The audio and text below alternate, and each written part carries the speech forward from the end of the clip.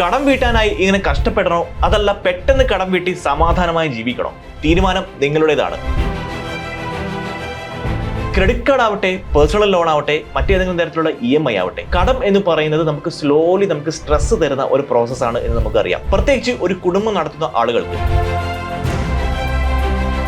നമുക്ക് കടം ഒരു സൈഡിൽ വെച്ചുകൊണ്ട് നമുക്ക് ഫാമിലി മുമ്പോട്ട് കൊണ്ടുപോകാൻ അല്ലെങ്കിൽ നിത്യ ചെലവുകൾ മുമ്പോട്ട് കൊണ്ടുപോകാനുള്ള ബുദ്ധിമുട്ട് എന്താണെന്ന് നമ്മളിൽ പലർക്കും അറിയുന്നുണ്ടാകും. കാരണം നമുക്ക് കടം വന്നു കഴിഞ്ഞാൽ അല്ലെങ്കിൽ പലതരത്തിലുള്ള EMIകളും ലോണുകളും ഇത്തരത്തിലുള്ള കാര്യങ്ങളൊക്കെ നമ്മുടെ ലൈഫിലേക്ക് അല്ലെങ്കിൽ നമ്മുടെ ഡേ ടു ഡേ ലൈഫിലേക്ക് വന്നു തുടങ്ങി കഴിഞ്ഞാൽ അത് നമ്മുടെ പേഴ്സണൽ ലൈഫിനെ പോലും എഫക്ട് ചെയ്യുന്ന ഒരു കാര്യമാണ് എന്ന കാര്യത്തിൽ യാതൊരു സംശയമില്ല. അത്രക്കും ബേർഡനാണ് കടം എന്ന് പറയുന്നത്. അത് എത്ര ചെറിയ കടവുമാവട്ടെ, കടം വൺസ് നമുക്ക് വന്നു കഴിഞ്ഞാൽ അത് അടച്ചു തീരുന്നത് വരെ നമുക്കൊരു സമാധാനം ഉണ്ടാവില്ല എന്നത് എല്ലാവർക്കും അറിയാവുന്ന വളരെ കോമൺ ആയിട്ടുള്ള ഒരു കാര്യമാണ്. ഇന്ന് ഈ വീഡിയോയിൽ ഞാൻ നിങ്ങളോട് പറഞ്ഞു തരാൻ പോകുന്നത് ചില ടിപ്പുകളാണ്. നിങ്ങളുടെ കടമെല്ലാം വീട്ടി സമാധാനമായിട്ട് ജീവിക്കാനുള്ള 7 സിമ്പിൾ വേസ്, പ്രാക്ടിക്കൽ ആയിട്ടുള്ള വഴികൾ എന്തൊക്കെയാണ്, ഈ 7 മാർഗങ്ങൾ എന്തൊക്കെയാണ് കടം വീട്ടാനായിട്ടുള്ളത് എന്നാണ് ഇന്ന് ഈ വീഡിയോയിൽ ഞാൻ നിങ്ങൾക്ക് പറഞ്ഞുതരാൻ പോകുന്നത്. വീഡിയോ സ്കിപ്പ് ചെയ്ത് കൃത്യമായിട്ട് കാണുക. ഞാൻ പറയാൻ പോകുന്ന കാര്യങ്ങൾ കൃത്യമായിട്ട് നിങ്ങളുടെ ഡേ ടു ഡേ ലൈഫിൽ നിങ്ങൾക്ക് കടമുണ്ടെങ്കിൽ നിങ്ങൾ ഈ കാര്യങ്ങൾ അതിലേക്ക് പാലിക്കുകയാണെങ്കിൽ തീർച്ചയായും നിങ്ങൾക്ക് വളരെ വേഗത്തിൽ നിങ്ങളുടെ കടങ്ങളെല്ലാം വീട്ടി സമാധാനത്തോടെ ജീവിക്കാം എന്ന കാര്യത്തിൽ യാതൊരു സംശയവുമില്ല. ബോസ് ഓല മലയാളത്തിന്റെ ഏറ്റവും പുതിയ വീഡിയോയിലേക്ക് ഏവർക്കും സ്വാഗതം. ഞാൻ അഭിലാഷ്. ശ്രദ്ധിക്കുക, ഈ വീഡിയോ വിദ്യാഭ്യാസപരമായ ആവശ്യത്തിന് വേണ്ടി മാത്രമായിട്ടുള്ളതാണ്. ഞാനൊരു ഫിനാൻഷ്യൽ അഡ്വൈസർ അല്ല. നിങ്ങളുടെ വ്യക്തിഗതമായ സിറ്റുവേഷൻ അനുസരിച്ച് മാത്രം നിങ്ങൾ തീരുമാനങ്ങൾ എടുക്കുക. 7 മാർഗങ്ങളിൽ ഏറ്റവും പ്രധാനപ്പെട്ടത്, കടം പെട്ടെന്ന് വീട്ടുന്നതിനായിട്ടുള്ള പ്രധാനപ്പെട്ട മാർഗങ്ങളിൽ ഒന്ന് എന്ന് പറയുന്നത് നിങ്ങളുടെ കടത്തെക്കുറിച്ചുള്ള കൃത്യമായ ധാരണ ഉണ്ടാവുക എന്നുള്ളതാണ്. അതായത് no your total debt clearly. നിങ്ങൾക്ക് മൊത്തം എത്ര കടമാണുള്ളത്, എത്ര എമൗണ്ട് ആണ് മൊത്തം നിങ്ങൾക്ക് കടമായിട്ടുള്ളത് എന്ന കാര്യത്തിനെ കുറിച്ച് വളരെ കൃത്യമായിട്ടുള്ള ഒരു ധാരണ ഉണ്ടാവുക.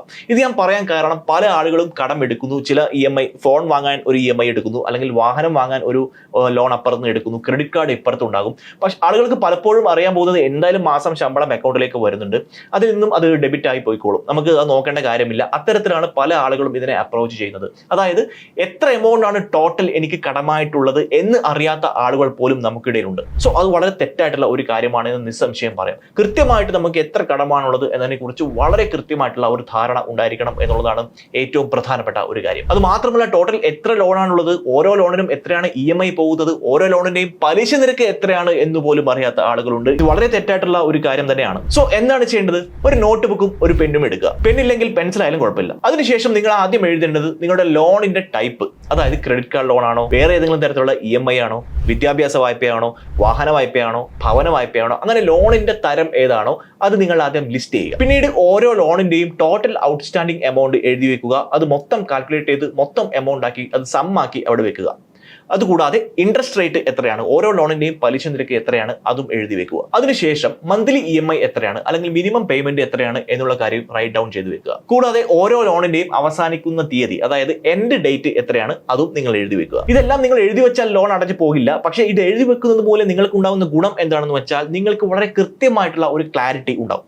അതായത് എന്തൊക്കെ ലോണാണ്, ഏതൊക്കെ ലോണിന് എത്ര പലിശയാണുള്ളത്, ഓരോ ലോണിന്റെയും കാലാവധി അല്ലെങ്കിൽ എൻഡ് ഡേറ്റ് എപ്പോഴാണ്, ഇങ്ങനെയുള്ള കാര്യങ്ങളെ കുറിച്ചൊക്കെ കൃത്യമായിട്ടുള്ള ഒരു ധാരണ കിട്ടും, ഒരു ക്ലാരിറ്റി ഉണ്ടാകും. അതാണ് ഒരു മാർഗം. അതിനുശേഷം നിങ്ങൾ ചെയ്യേണ്ടത്, നിങ്ങൾ വീണ്ടും കടമെടുക്കുന്ന കാര്യം നിർത്തുക.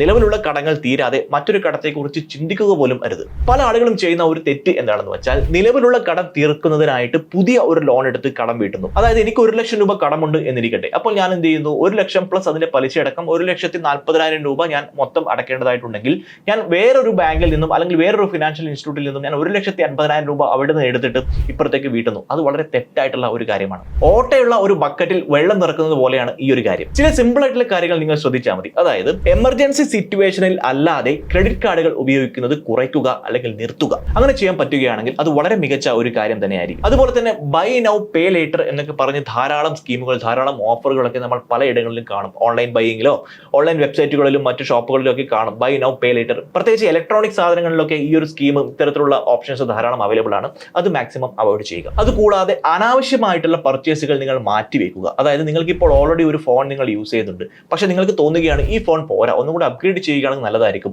പക്ഷെ അപ്ഗ്രേഡ് ചെയ്യാനുള്ള പണം നിങ്ങളുടെ കയ്യിലുണ്ടോ? ഇല്ല. പക്ഷെ എന്താണ് അപ്പോൾ ഒരു പോംവഴി? നല്ല ക്രെഡിറ്റ് സ്കോർ ഉണ്ടെങ്കിൽ തീർച്ചയായിട്ടും EMI ഫോൺ വാങ്ങാം. എല്ലാ വെബ്സൈറ്റിലും ഇന്ന് ഫ്ലിപ്കാർട്ടിലാവട്ടെ, ആമസോണിലാവട്ടെ, ഏത് ഷോപ്പിംഗ് വെബ്സൈറ്റിലാണെങ്കിലും EMI കിട്ടാത്തതായിട്ട് ഒന്നുമില്ല.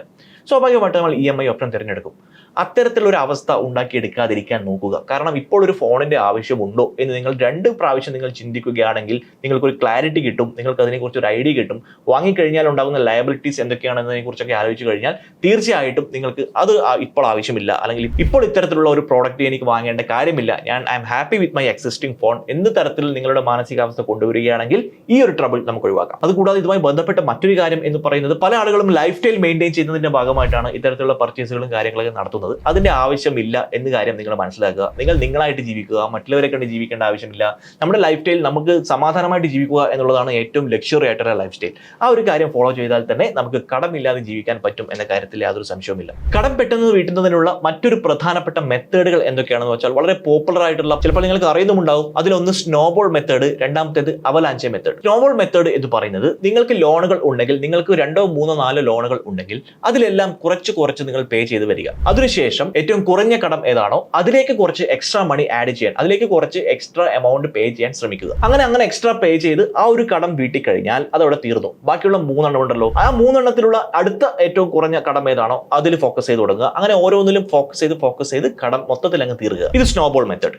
മറ്റൊരു മെത്തേഡ് എന്ന് പറയുന്നത് അവലാഞ്ചെ മെത്തേഡാണ്. അവലാഞ്ചെ മെത്തേഡിൽ ആദ്യം ചെയ്യുന്നത് എന്ന് വെച്ചാൽ, എല്ലാ ലോണുകളിലും കൃത്യമായിട്ട് മിനിമം എമൗണ്ട് നിങ്ങൾ അടക്കുക. അതിനുശേഷം ചെയ്യേണ്ട കാര്യം എന്താണെന്ന് വെച്ചാൽ, ഈ 4 ലോണുകൾ, ഞാൻ നേരത്തെ പറഞ്ഞ 4 ലോണുകൾ ഉണ്ടെന്ന് വിചാരിച്ചോളൂ. ഈ 4 ലോണുകളിൽ ഏറ്റവും പലിശ നിരക്ക് കൂടിയ ലോൺ ഏതാണ് അതിലേക്ക് എക്സ്ട്രാ എമൗണ്ട് അടക്കാൻ ശ്രമിക്കുക. ഇതുമൂലം ഉണ്ടാകുന്നത്, നിങ്ങൾക്ക് പലിശ ഇനത്തിൽ ഒരുപാട് പണം സേവ് ചെയ്യാനുള്ള സാധ്യത ഇവിടെ കാണുന്നു. സോ നിങ്ങളുടെ മൈൻഡ് സെറ്റിന് കണക്കായിട്ടുള്ള മെത്തേഡ് ഏതാണെന്ന് നിങ്ങൾ കൃത്യമായിട്ട് കണക്കാക്കുക. മാത്തമാറ്റിക്സിനെ അടിസ്ഥാനമാക്കി ചെയ്യേണ്ട കാര്യമില്ല. നിങ്ങൾക്ക് ഏതാണ് കൂടുതൽ കംഫർട്ടബിൾ, അല്ലെങ്കിൽ ഏത് രീതി അവലംബിച്ചാലാണ് നിങ്ങൾക്ക് പെട്ടെന്ന് നിങ്ങളുടെ കടം വീട്ടാൻ പറ്റുന്നത് എന്നുള്ള കാര്യം നിങ്ങൾ ആദ്യം തീരുമാനിച്ച്, നിങ്ങൾ സ്നോബോൾ മെത്തേഡോ അവലാഞ്ചെ മെത്തേഡോ ചൂസ് ചെയ്ത് നിങ്ങൾ കടം വീട്ടാൻ ശ്രമിച്ചു കഴിഞ്ഞാൽ കുറച്ചുകൂടെ ഈസി ആയിട്ട് വീട്ടാൻ സാധിക്കുമെന്നാണ് നമുക്ക് പറയാനുള്ളത്. സോ പെട്ടെന്ന് കടം വീട്ടുന്നതിനുള്ള മറ്റൊരു പ്രധാനപ്പെട്ട മാർഗം എന്ന് പറയുന്നത് വളരെ സിമ്പിൾ ആണ്. മന്ത്ലി എക്സ്പെൻസസ് കുറയ്ക്കുക, പ്രതിമാസ ചെലവ് കുറച്ച് കൊണ്ടുവരിക. അതായത് നിങ്ങൾ സഫർ ചെയ്യണം എന്നല്ല പറയുന്നത്, ജസ്റ്റ് അഡ്ജസ്റ്റ് ചെയ്യുക. അതായത് കടം വീട്ടിൽ തീരുന്നത് വരെ ഒന്ന് അഡ്ജസ്റ്റ് ചെയ്യുക. അതായത് അനാവശ്യമായിട്ടുള്ള സബ്സ്ക്രിപ്ഷനുകൾ ക്യാൻസൽ ചെയ്യുക. അതായത് ഒരുപാട് OTTകളും ഒരുപാട് മറ്റ് അത്തരത്തിലുള്ള കാര്യങ്ങളൊക്കെ സബ്സ്ക്രൈബ് ചെയ്തിട്ടുണ്ടെങ്കിൽ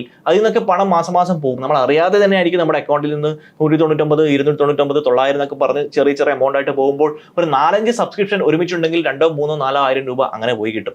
അത് പരമാവധി ഒഴിവാക്കുക. അതുപോലെ തന്നെ പുറത്തു നിന്നുള്ള ഭക്ഷണം ഓർഡർ ചെയ്ത് ഭക്ഷണം കഴിക്കൽ, ഇത്തരത്തിലുള്ള പ്രവണതകൾ ഒഴിവാക്കുക. ഓൺലൈൻ ഷോപ്പിംഗ് കുറക്കുക. അതുപോലെ തന്നെ അനാവശ്യമായിട്ടുള്ള പർച്ചേസുകൾ ഒഴിവാക്കുക. അതായത് ഇമ്പൾസീവ് ആയിട്ടുള്ള പർച്ചേസുകൾ ഉണ്ടാവുമല്ലോ. നമ്മുടെ നീഡ്സും വാണ്ട്സും കൃത്യമായിട്ട് മനസ്സിലാക്കി നമുക്ക് ആവശ്യമായിട്ടുള്ളത് മാത്രം എന്തൊക്കെയാണ് എന്ന് നോക്കി നിങ്ങൾ കൃത്യമായിട്ട് പർച്ചേസ് ചെയ്യുക. ചുമ്മാ ലക്ഷറി കാണിക്കാനോ അതിനായിട്ടൊക്കെ നിങ്ങൾ പർച്ചേസ് ചെയ്ത് ഒഴിവാക്കി കഴിഞ്ഞാൽ നമുക്ക് മന്ത്ലി എക്സ്പെൻസ് കുറക്കാൻ പറ്റും. അതുവഴി ഒരുപാട് പണം സേവ് ചെയ്യാനും പറ്റും. ആ പണം കടത്തിലേക്ക് ഇൻവെസ്റ്റ് ചെയ്യാനും പറ്റും. സോ ഇതിന്റെ ചെറിയൊരു ഇക്വേഷൻ എന്താണെന്ന് വെച്ചാൽ, temporary sacrifice is equal to long term freedom. താൽക്കാലികമായിട്ടുള്ള ഒരു വിട്ടുവീഴ്ച അത് വലിയ കാലത്തേക്കുള്ള സ്വാതന്ത്ര്യത്തിലേക്കുള്ള വാതിലാണ്. മറ്റൊരു പ്രധാനപ്പെട്ട കാര്യം നിങ്ങളുടെ വരുമാനം വർദ്ധിപ്പിക്കുക എന്നുള്ളതാണ്. നമുക്കറിയാം, ഒരു വൺ സോഴ്സ് ഓഫ് ഇൻകം മാത്രം ഉണ്ടെങ്കിൽ ഈ കാലത്ത് എന്തായാലും ജീവിക്കാൻ പറ്റില്ല എന്ന് മാത്രമല്ല, നമുക്ക് നമ്മുടെ day to day expenses meet ചെയ്യാൻ പോലും പലപ്പോഴും ബുദ്ധിമുട്ടായിരിക്കും.